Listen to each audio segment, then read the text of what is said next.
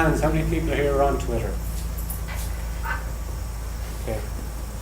And how many use it for work, for adult learning, adult literacy?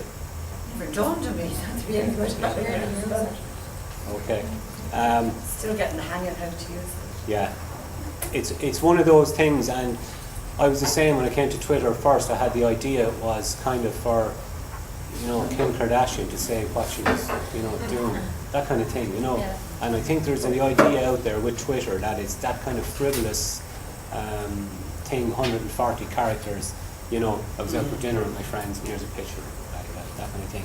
But it's actually much more than that. When you kind of use it through the lens of an educational tool, it can be very effective. Okay.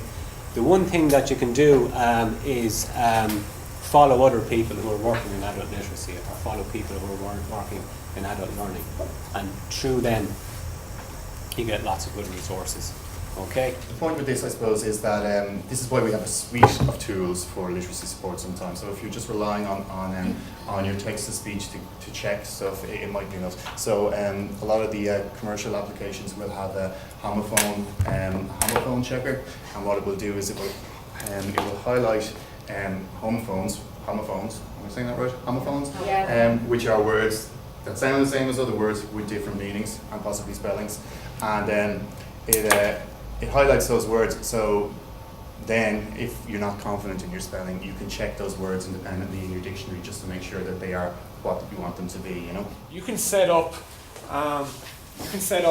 your class in CAD Academy. So there's my class today, Nala class. I go in and if I want to manage a class, I can go in there and I can email all of you and I'll send you on this class code, and when you log into Khan Academy then you log in under my class, and I will set out all the different material that I want you to go through, and Khan Academy will monitor your progress, send you progress reports, but also send me, the teacher, weekly progress reports on how you're getting on, what exact areas you're stuck on that you need more practice on, etc.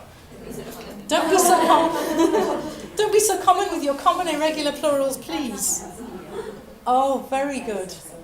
Puppy and puppy are so regular, except when together they become puppies. Fantastic. They will soon catch a mouse, or if they are lucky, an irregular amount of mice. Ingenious. Some people lead an interesting life. They do have interesting lives. This is memorable for the students now, isn't it? Many men have a wife, not many wives. Not many have wives. I don't know what that's supposed to mean. I couldn't find any photos, but there you go. It's an irregular to me. It is an irregular plural. Brilliant. Now, this was done in what? How many minutes? Did we have? Very good. 5 minutes flat. It was very well done. Now, you can all see now the potential of this app, can't you?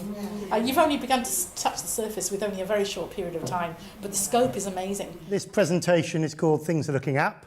That's the first of the app puns, and there's going to be a few more, I'm afraid, before we finish.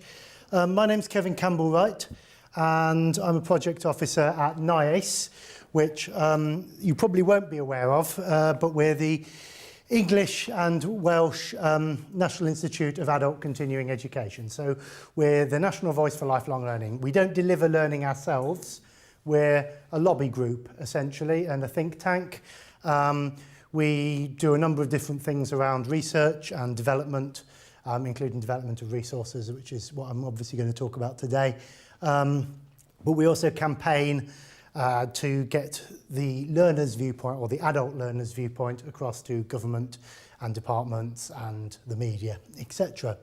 So that's who we are, that's our boilerplate. While we don't deliver, we have got members who are almost exclusively learning providers of adult learning, and traditionally adult community learning.